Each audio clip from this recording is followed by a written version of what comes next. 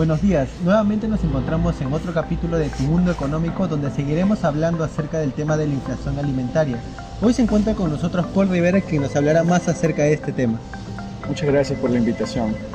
Bueno, para dar unas preguntas de sondeo acerca del tema, vamos a hablar un poco acerca de cómo usted describiría la situación económica actual del Perú. Bueno, nuestra situación económica, la verdad, experimenta grandes retos, ¿no? Uno de los retos es la desaceleración económica, que siempre está latente. Otro, la reciente inflación que venimos superando, pero también las expectativas de una nueva inflación, pues estamos en un escenario preelectoral.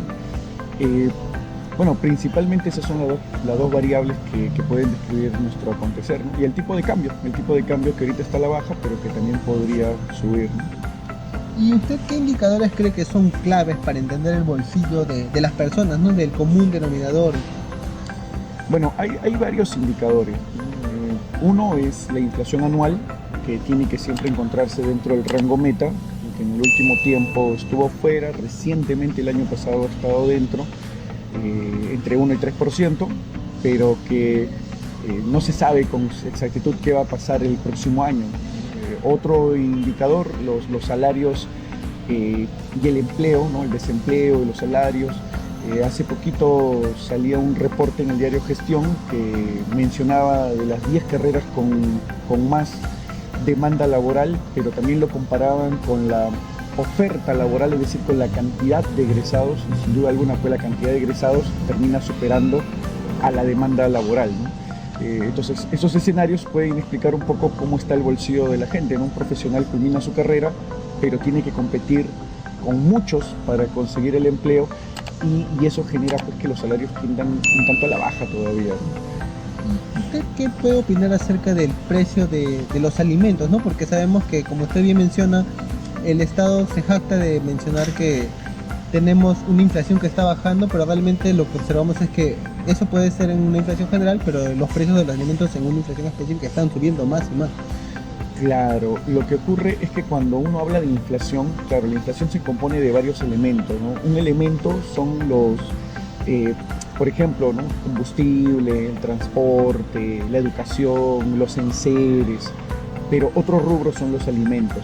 En el caso del primer rubro que te menciono, todos tienden a ser un tanto más estables, pero en cambio los alimentos obedecen mucho a la oferta y a la demanda. Un ejemplo preciso, bueno, y aparte de la oferta y la demanda también obedecen a posibles intermediarios, ¿no? Un posible escenario, recordaremos en este verano, hubo una sobreproducción de mango, y la sobreproducción de mango hizo que en el lugar originario donde este se produjo costara muy barato. Sin embargo, ese precio nunca se trasladó hacia Lima. ¿Y a qué se debe? A los intermediarios. Entonces, la mucha oferta puede hacer que el precio baje. Sin embargo, el mango ya de por sí tiene un precio base. En cambio, pasa todo lo contrario si es que comienza a haber escasez de mango en el lugar donde se produce. En el norte, ¿no? Comienza a escasear el mango y eso rápidamente se traslada aquí por la demanda. Entonces, a pesar de que la inflación como componente general tiene varios rubros que van a estar siempre casi estáticos, el problema en los alimentos, que es lo que hace que la inflación suba, es que estos obedecen a otros factores, ¿no? Intermediarios, oferta, demanda. Ahora vamos a responder un poco las preguntas que tenemos del público que nos está viendo. Entonces, a ver, una de las preguntas de Carlos es: ¿por qué la inflación general baja pero los precios de los alimentos siguen altos? Claro, ¿no? Estoy retornando a lo anterior, los precios de los alimentos es un aspecto más del día a día, ¿no? Si la gente de pronto quiere demandar más pollo por el pollo a la brasa, o quiere demandar más pescado porque se acerca el verano, y esto implica a su vez jalar limón, ¿no? Jalar sal, jalar arroz. Y también obedece un tema la oferta, ¿no? En este caso la mucha producción de estos bienes o la poca producción de estos bienes, ¿no? Y también pues los intermediarios, ¿no? Que en este caso, en este escenario son claves, ¿no? No sirve mucho que de pronto en el Perú haya muchos productores si finalmente son muy pocos los intermediarios que terminan canalizando esos productos hacia la capital y abastecen el mercado, ¿no? ¿Usted qué cree que son los factores internacionales que afectarían a la inflación de los alimentos? Sin duda alguna, factores internacionales tenemos varios. Uno, el petróleo, ¿no? El petróleo sin duda alguna es un factor. La guerra Israel en la Franja de Gaza, la guerra Rusia-Ucrania, ¿no? Son factores claves que pueden terminar generando impactos en productos importados hacia el Perú. Y uno clave, que creo todos lo estamos viviendo, es la guerra comercial que hay entre China y Estados Unidos, ¿no? Que son nuestros principales demandantes de productos.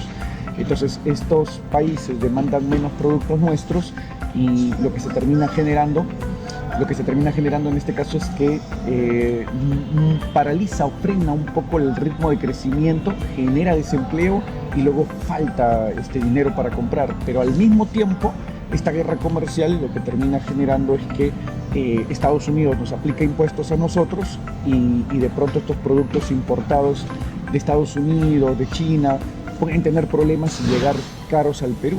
Y al llegar caros, bueno, esto es un dato que lo debemos saber todos en economía. Perú importa muchos insumos, entonces nuestra industria local importa muchos insumos. Si estos vienen caros de afuera, terminan siendo caros los bienes que nos dan, ¿no? Esta es una causal también de inflación.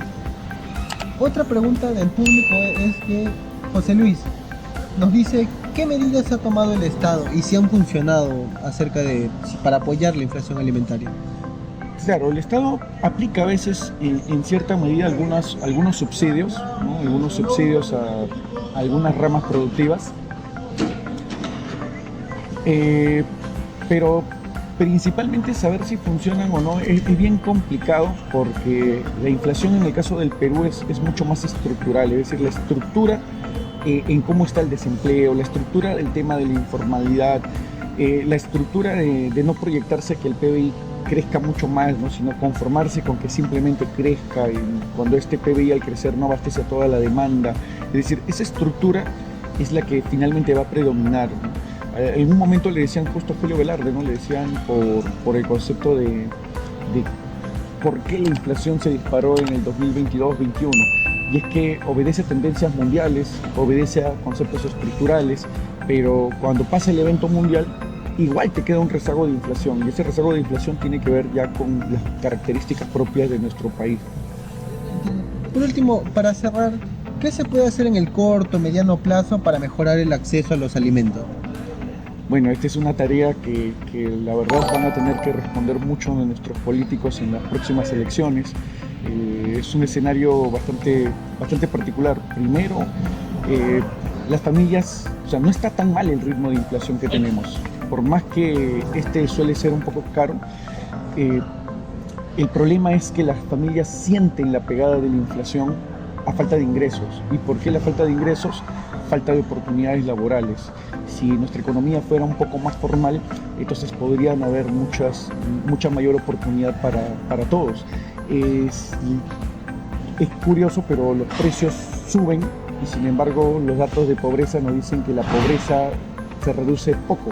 Es obvio entonces que estos precios que suben a un ritmo no tan elevado, que sí perjudica pero no es tan elevado, tenga un impacto en las familias si estas ven congeladas sus salarios. O peor caso, sobre todo lo ven reducido. Entonces, ¿qué se tiene que trabajar? Formalidad, se tiene que trabajar en una reorganización tributaria, ¿no? Se tiene que reorganizar en cómo ayudar a los emprendedores, a los productores, ¿no? Eso sería principalmente. Muchas gracias. Ha sido todo para el día de hoy con este capítulo de Tu Mundo Económico y esperamos vuelva a ser invitado en una nueva edición. Muchas gracias por su participación. Muchas gracias a todo el equipo. Muchas gracias. Gracias.